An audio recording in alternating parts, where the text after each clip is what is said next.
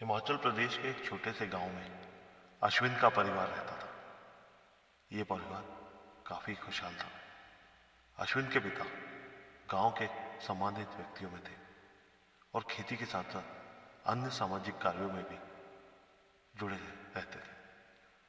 उनका परिवार गांव के बाकी लोगों के लिए एक आदर्श था, लेकिन सब कुछ तब बदल गया जब उनके परिवार पर किसी ने काला जादू कर दिया। एक रात अश्विन का परिवार अपने घर में भोजन कर रहा था। घर में हंसी खुशी का माहौल था। अचानक अश्विन के पिता को ऐसा महसूस हुआ कि खिड़की के बाहर कोई खड़ा है। उन्होंने बाहर झांक कर देखा, लेकिन वहां कोई नहीं था। अश्विन के पिता ने इस घटना को नजरअंदाज कर दिया और सोने चले गए। लेकिन उस रात उनके सपनों में अजीब अजीब से दृश्य आने लगे। उन्होंने सपने में देखा कि वह किसी घने जंगल में फंसे हुए और वहां कोई अदृश्य शक्ति उनका पीछा कर रही है। सुबह होते ही अश्विन के पिता ने परिवार को इस बारे में बताया। उनकी पत्नी ने इसे एक साधारण सपना समझा, लेकिन अश्विन की दादी उन्हें यह सब साधारण नहीं लगा। उन्होंने कहा यह कोई संकेत हो सकता है। कुछ दिनों बाद कुछ अशुभ घटनाओं की शुरुआत होने लगी। अश्विन के पिता की तबीयत अचानक खराब हो गई। उन्हें बुखार और बदन दर्द की शिकायत होने लगी। डॉक्टरों ने इसे साधारण बुखार बताया, लेकिन दवाओं से कोई फर्क नहीं पड़ा। रामनाथ की तबीयत अब बिगड़ने के साथ साथ घर में अजीब घटनाएं होने लगी। रात को घर में किसी के चलने की आवाजें आती, जैसे कोई भारी कदमों के साथ घर में टहल रहा हो। दीवारों पर काले धब्बे दिखने लगे, जो किसी अनजानी भाषा में चिन्ह जैसे लगते। एक रात अश्विन की मां ने महसूस किया कि उनके कमरे में कोई मौजूद है। उन्होंने लाइट जलाकर देखा, लेकिन वहां कोई नहीं था।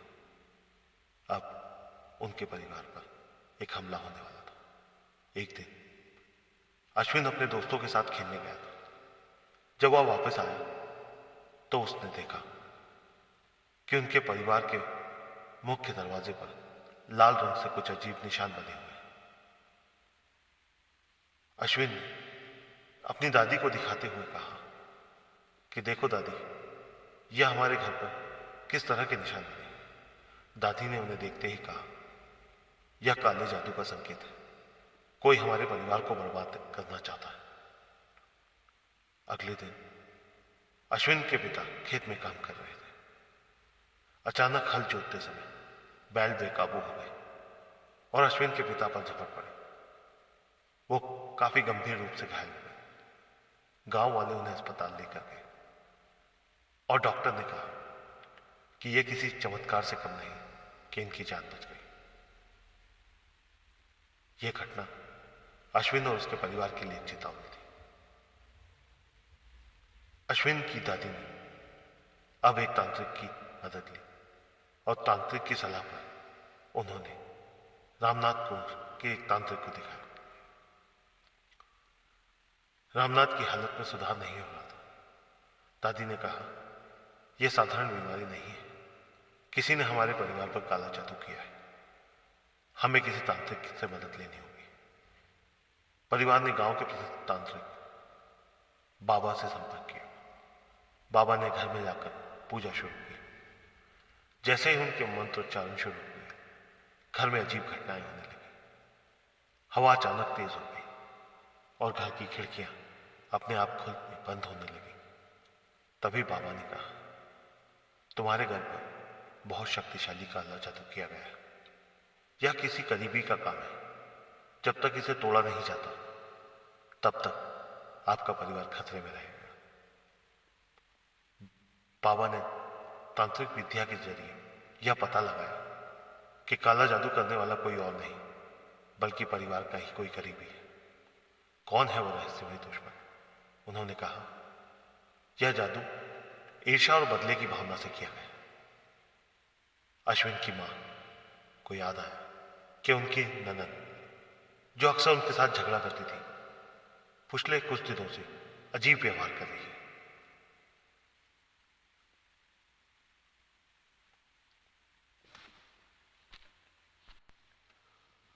उनकी ननद अक्सर कहती थी, तुम्हारा परिवार बहुत खुश है, लेकिन देखना तुम्हारी एक खुशी ज्यादा देर नहीं टिकेगी।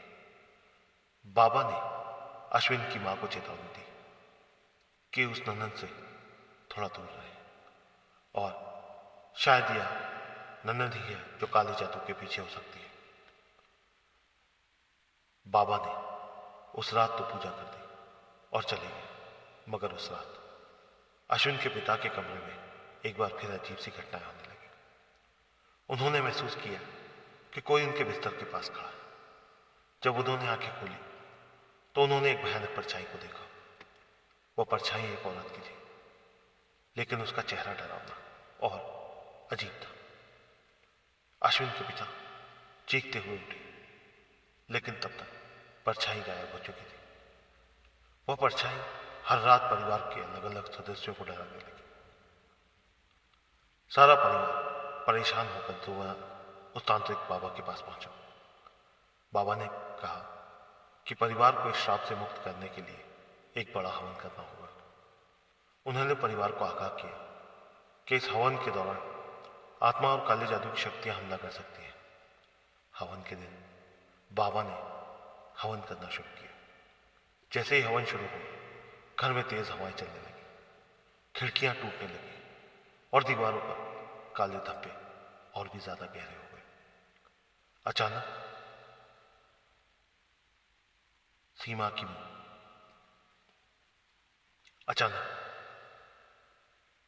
अश्विन की बुआ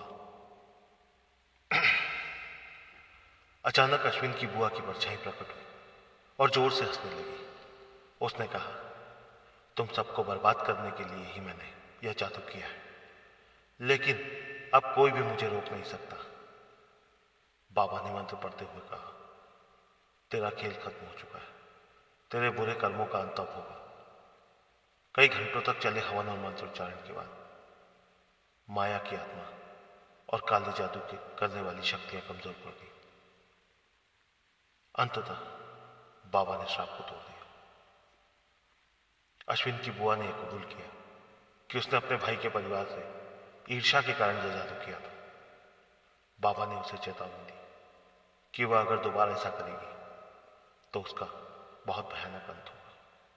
हवन के बाद अश्विन के परिवार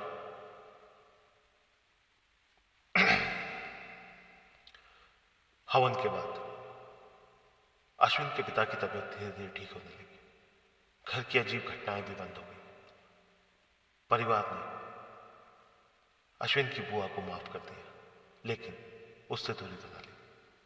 अश्विन का परिवार अब पहले की तरह खुशहाल हो गया, लेकिन वह काली रात और आत्मा की भयानक परछाई उनके दिलों में हमेशा के लिए डर की छाप छोड़ गई। दोस्तों, अगर आपको यह कंटेंट पसंद आ रहा है तो जाकर हमारे चैनल के दूसरे वीडियोस को भी ज़रूर देखें और चैनल को सब्सक्राइब कर लें ताकि न्यू वीडियोस का नोटिफिकेशन आपको सबसे पहले मिल सके। ऐसी ही सच्ची डरावनी घटना के साथ फिर मिलते हैं अगले वीडियो में। तब तक के लिए प्लीज़ टेक केयर।